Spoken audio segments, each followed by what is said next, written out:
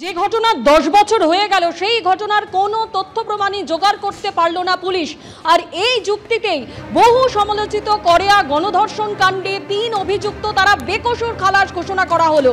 যে গাড়িতে ধর্ষণ করা হয়েছিল সেই গাড়ি খোঁজই পায়নি পুলিশ এবং অভিযুক্তদের বিরুদ্ধে উপযুক্ত তথ্য প্রমাণও জোগাড় করতে পারেনি পুলিশ। আর এই যুক্তিতেই কিন্তু 3 অভিযুক্ত তারা বেকসুর খালাস ঘোষণা করা হয়। জুন মাসে 2014 সালে গাড়িতে তুলে বন্দুক দেখিয়ে গণধর্ষণের অভিযোগ ওঠে। তথ্য প্রমাণের অভাবে ধৃত 3 জনেরই বেকসুর খালাস। যে গাড়িতে ধর্ষণ সেই গাড়ির কোনো খোঁজ পাওয়া যায়নি। কোথায় ধর্ষণ অভিযুক্তদের বিরুদ্ধে প্রয়োজনীয় তথ্য প্রমাণও নেই। করেয়া গণধর্ষণ মামলা নিয়ে এমনই দাবি সরকারি আইনজীবী। 3 অভিযুক্তই বেকসুর খালাস। সরাসরি আমাদের প্রতিনিধি আবির দত্ত আমাদের সঙ্গে রয়েছেন। 2014 সালের জুন মাসের এই ঘটনা আবির, 10 বছরের বেশি সময় পেয়েছে পুলিশ, উপযুক্ত তথ্য প্রমাণ তারা দিতে পারলো না, যে কারণে অভিযুক্তরা বেকসুর খালাস হয়ে গেল। দেখো, যেটা জানা যাচ্ছে 2014 সালে জুন মাসে এই ঘটনা, এবং যেটা অভিযোগ উঠেছিল যে রুটি কিনতে বেরিয়ে এক মহিলা তাকে গাড়িতে তুলে গণধর্ষণ করা হয়েছিল এবং সেই মহিলা অন্য একটি ধর্ষণের মামলার তিনি কিন্তু সাক্ষী ছিলেন এবং যে কজন সাক্ষী ছিলেন তার মধ্যে তিনি অন্যতম। তাকে ভয় দেখানোর জন্য যেটা তার অভিযোগ ছিল যে তাকে গাড়িতে তুলে তাকে আগ্নেয়াস্ত্র দেখিয়ে তাকে ধর্ষণ করা হয়েছিল। এই মামলার পরিপ্রেক্ষিতে 3 জনকে গ্রেপ্তার করা হয়েছিল, শাহজাদা বক্স, জামালুর রহমান এবং আকবর খান। এই যে 3 জনকে গ্রেপ্তার করা যায় তার মধ্যে এই শাহজাদা বক্স, তার নামে কিন্তু এর আগেও কিন্তু অভিযোগ ছিল। এই 3 জনকে আজকে যখন তাদের মামলার সাজা ঘোষণা দিন আজকে ছিল, কিন্তু সেখানে আদালতের তরফ থেকে জানিয়ে দেওয়া হয়েছে, যেটা পাবলিক প্রসিকিউটর জানাচ্ছেন, যে স্পষ্টত সেখানে বলা হয়েছে যে পুলিশ উপযুক্ত তথ্য প্রমাণ সংগ্রহ করে এই যে অভিযুক্ত যাদেরকে গ্রেপ্তার করা হয়েছে তাদের বিষয়ে যে তথ্য প্রমাণ সংগ্রহ করে আদালতে পেশ করতে পারেনি। যে গাড়ির কথা বলা হয়েছিল সেই গাড়ি উদ্ধার করা হয়নি। তৃতীয়ত আগ্নেয়াস্ত্র দেখানোর অভিযোগ উঠেছিল, সেই ক্ষেত্রে আগ্নেয়াস্ত্র উদ্ধার হয়নি। এমনকি এই ঘটনা কোন জায়গায় ঘটেছে সেটাও নির্দিষ্ট করে না বলতে পারার কারণেই এই যে 3 জন অভিযুক্ত যাদেরকে আইডেন্টিফাই করে অভিযোগকারিনী তিনি অভিযোগ করেছিলেন সেই 3 জনকে গ্রেপ্তার করা হলো, তাদেরকে কিন্তু ইতিমধ্যে তারা ছাড়া পেয়ে গেলেন। এবং তার সঙ্গে যেটা জানা যাচ্ছে যে তাদের যে মুক্তি পাওয়ার পরেই যিনি অভিযোগকারিনী তিনি কিন্তু স্পষ্টত যেটা তার বক্তব্য যে তিনি ইনসাফ চান এবং প্রয়োজনে তিনি উচ্চ আদালতও যাবেন বা হাইকোর্টে তিনি যাবেন, এমনটাই তার বক্তব্য। অন্যদিকে পাবলিক প্রসিকিউটর তিনি জানাচ্ছেন যে আদালত কক্ষে বিচারক তিনি নিজে স্পষ্টত জানিয়েছেন যে কোন মর্মে এই 3 জনকে ছাড়া হয়েছে এবং সরকারি আইনজীবী ঠিক কি জানিয়েছেন শোনাবো।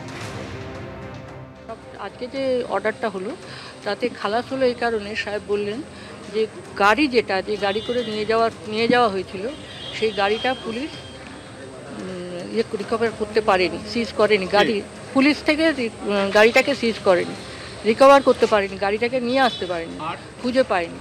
তাছাড়া বললেন যে সাক্ষী এদের মধ্যে একটা বহু পুরনো একটা এনিমিটি ছিল।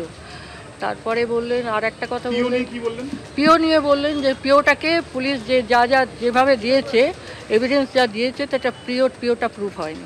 পিওটা স্পটটাকে ঠিক মতন করে জানানো যায়নি, স্পটটা কোনখান থেকে তুলেছে কোনখানে নিয়ে গেছে এই যে এই স্পটটাকে ঠিক মতন করে বলতে পারেনি। আদালত রায় দিলেন, খালাস করে দিলেন 3 জনকেই। সরাসরি আবারও কথা বলবো আমাদের প্রতিনিধি আবির দত্তের সঙ্গে। আবির, আজকে একাধিক বিষয় উঠে আসছে, যেমন যে গাড়িতে ধর্ষণ করা হয়েছে সেই গাড়ির কোনো খোঁজ পাওয়া যায়নি, কোথায় ধর্ষণ করা হয়েছে সে বিষয়ে কোনো স্পষ্ট তথ্য প্রমাণও পুলিশের হাতে নেই। 1 দশকের কাছাকাছি সময় পেল পুলিশ, তাও কোনো তথ্য প্রমাণ জোগাড় করতে পারলো না। দেখো, একেবারে পিপি তিনি নিজেই জানাচ্ছেন, পাবলিক প্রসিকিউটর বা সরকারি আইনজীবী, যে এই তদন্তে যে 3 জনকে গ্রেপ্তার করা হয়েছিল তাদের বিষয়ে যে তথ্য প্রমাণ জমা দেওয়ার ছিল আদালতে, পুলিশের তরফ থেকে যে তদন্ত এগিয়ে নিয়ে যাওয়ার কথা, সেখানে এমন দিকের কথা আজকে আদালতের তরফ থেকে জানানো হয়েছে যে বিষয়গুলো এই মামলার ক্ষেত্রে বা এই তদন্তের ক্ষেত্রে অত্যন্ত গুরুত্বপূর্ণ ছিল। প্রথম, যে গাড়িতে গণধর্ষণ করা হয়েছে সেই গাড়ি উদ্ধার হয়নি, যে আগ্নেয়াস্ত্র দেখানো হয়েছিল সেই আগ্নেয়াস্ত্র উদ্ধার হয়নি, অথচ 3 জনকে যাদেরকে আইডেন্টিফাই করা হয়েছিল অভিযোগকারিনীর তরফে এই 3 জনকে গ্রেপ্তার করা হয়েছে, যারা আজকে বেকসুর খালাস হয়েছেন। এই যে দুটো যে বিষয়গুলো আদালতের তরফ থেকে জানানো হয়েছে, এই দুটো বিষয় তো রয়েছেই, তার সঙ্গে সঙ্গে আরও বেশ কিছু বিষয়, যে এই যে পুরো সম্পূর্ণ যে তদন্ত চলেছে প্রায় 10 বছরের ওপরে, এই ঘটনার পরিপ্রেক্ষিতে 3 জনকে গ্রেপ্তার করা হলে তাদের মধ্যে একজন শাহজাদা বক্স, তার নামে এর আগেও কিন্তু অভিযোগ আছে এবং সেই যে অভিযোগ আছে সেটিও ধর্ষণের মামলা এবং সেই মামলাতে অভিযোগকারিনী অন্যতম সাক্ষী ছিলেন এমনটাও জানা যাচ্ছে সূত্র মারফত। এবং সেই ক্ষেত্রে তাকে হুমকি দেওয়া হয়েছিল, তাকে গণধর্ষণ করা হয়েছিল বলে তিনি লিখিতভাবে অভিযোগ করেছিলেন। যে মামলা চলেছে সেই মামলার পরিপ্রেক্ষিতে 3 জন কিন্তু ছাড়া পেয়ে গেল উপযুক্ত তথ্য প্রমাণ আদালতে পুলিশ পেশ করতে না পারার জন্য, এমনটাই জানাচ্ছেন পাবলিক প্রসিকিউটর। ধন্যবাদ আবি। যদিও পরিবারের তরফ থেকে বলা হয়েছে যে তারা বিচারের জন্য উচ্চ আদালতে যাবেন।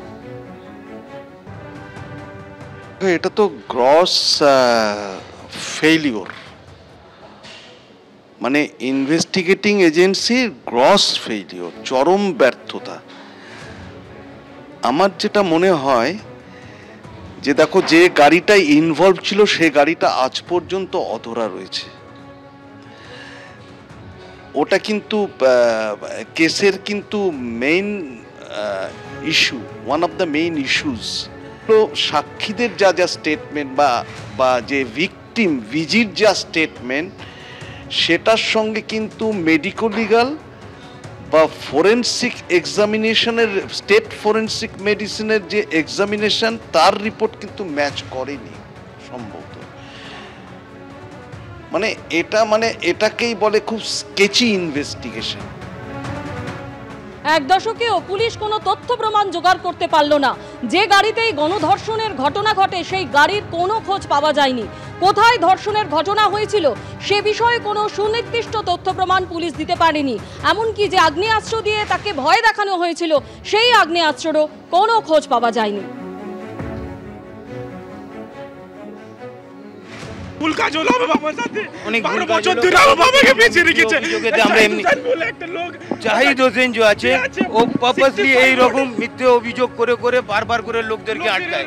আর ওসব সব যে কটা ওদের পকেট উইটনেস আছে করে দিল। স্যার আমি পড়তে পারিনি, আমার বাবা জেল চলে গেছে, আমি বাড়িতে কেউ নেই। কোর্ট আমাদেরকে অ্যাকুইটাল দিল, ওদের কোনো কেস স্ট্যাবলিশ হলো না, মেডিকেল দিয়ে কিছু স্ট্যাবলিশ হলো না, ঘটনাই কিছু ঘটেনি।